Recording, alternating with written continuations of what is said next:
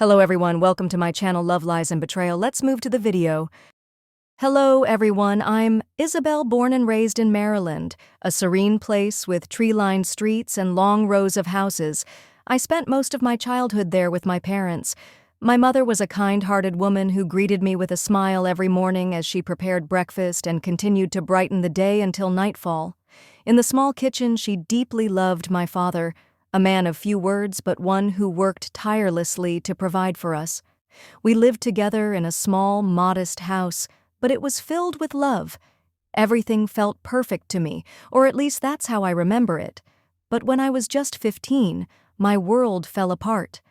My mother passed away after a brief and sudden illness, so quickly that I barely had time to process it. An emptiness took over, and I watched as my father became lonely in the once lively house. Life continued, but it was no longer the same. Each morning I went to school, and each evening I came home to the same kitchen and the same simple meals.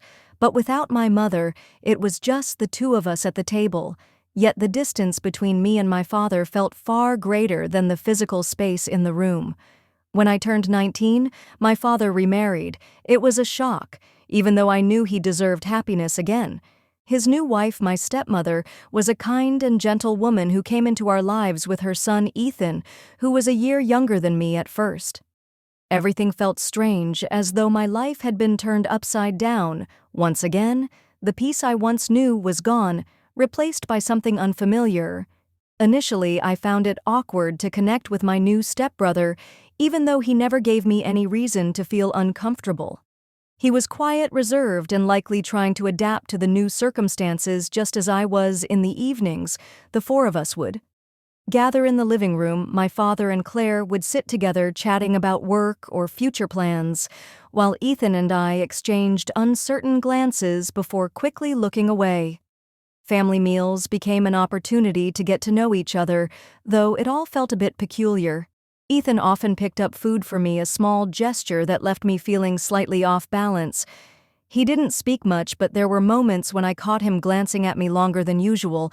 It was a slow process of adjusting, one that still felt unfamiliar, yet carried a hint of something new.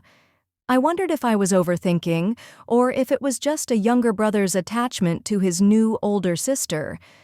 But as time passed, it became clear there was an unspoken tension between us. Feelings that should have been purely sibling-like started to blur, becoming harder to define. There were moments when unexpectedly my heart would race as Ethan was near, and I hated myself for it, for thinking of him as more than just a brother. One late night, I heard soft footsteps in the hallway. Ethan quietly entered my room. It wasn't unusual. We often had brief conversations before he returned to his own room, but this time he stayed longer than usual. His eyes lingered on me as if he wanted to say something he couldn't express. The air between us grew heavy, stifling. I didn't know how to respond, so I simply nodded slightly, silently inviting him to stay longer. We sat there in the dim light, two people close yet distant in a way neither of us could explain, to be honest. I had started noticing Ethan differently. My stepbrother, in name at least, was undeniably handsome in a way that was hard to ignore. Sometimes I felt guilty for thinking about him that way, but I dismissed it as a byproduct of living under the same roof. After all, we were two young people navigating a shared space. Our rooms side by side on the second floor, while my father and Claire slept downstairs. This closeness often led to awkward moments. Ethan and I were at pivotal stages of life, me as a college freshman and him as a high school senior preparing for exams. Our days were busy, but the tension between us was palpable. Evenings on the living room sofa, lit softly by the TV, were filled with silence instead of conversation. The ambiguous nature of our relationship confused me. I realized I truly liked Ethan far beyond the bounds of sibling affection. My heart raced whenever we accidentally crossed paths, and the way his eyes met mine lingered in my mind.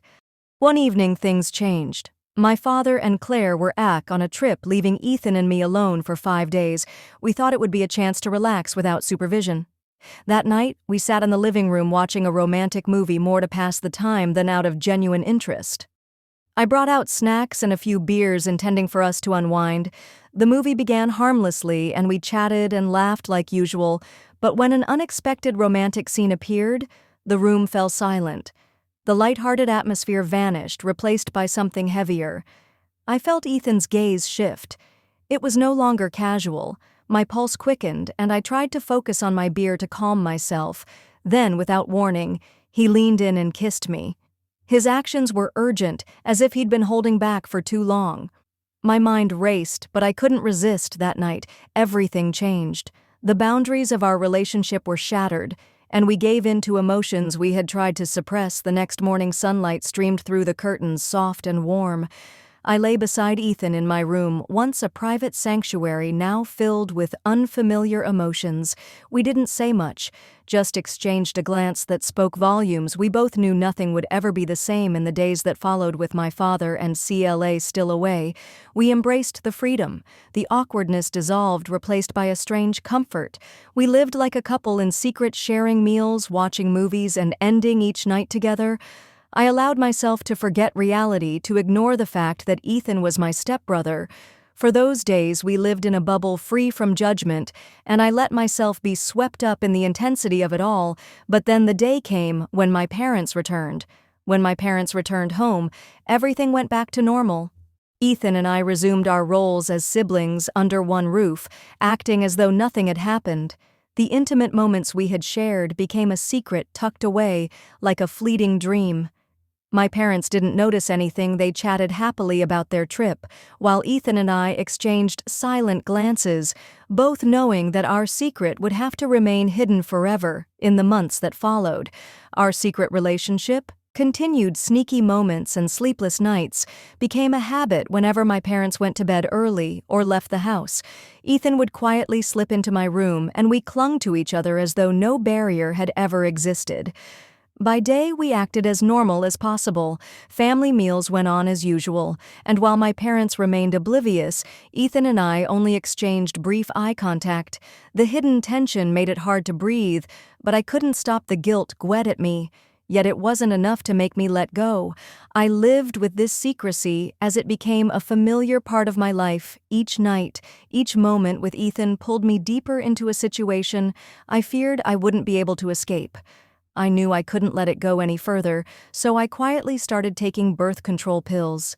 Careful not to let anyone find out, I feared the potential consequences of our relationship, but chose to control it instead of ending it.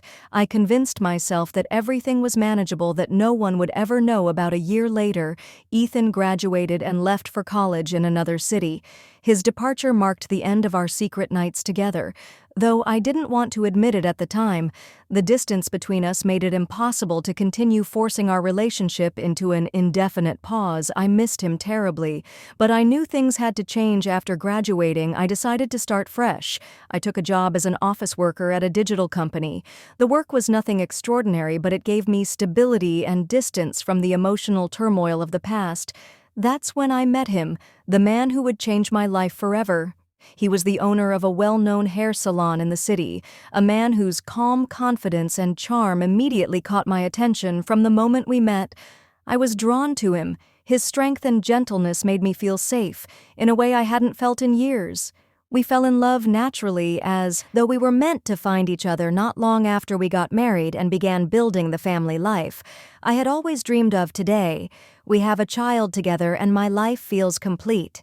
The love and happiness I share with my husband and our child have helped me leave behind the pain of the past.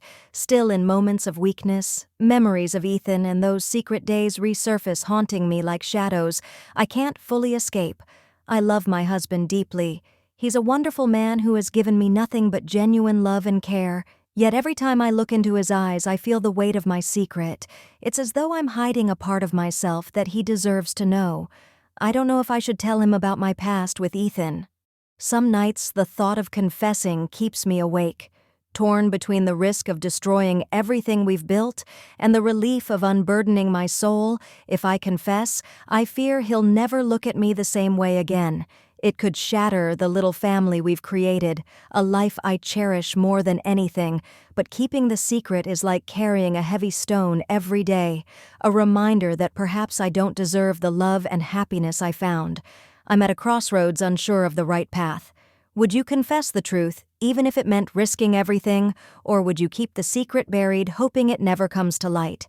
Please share your thoughts, advice, or criticism.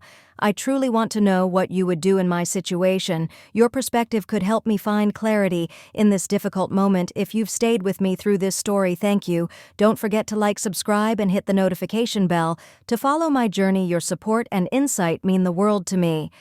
Thanks for watching. If you enjoyed this video, please like, share, and subscribe for more. Don't forget to click the notification bell icon to stay notified.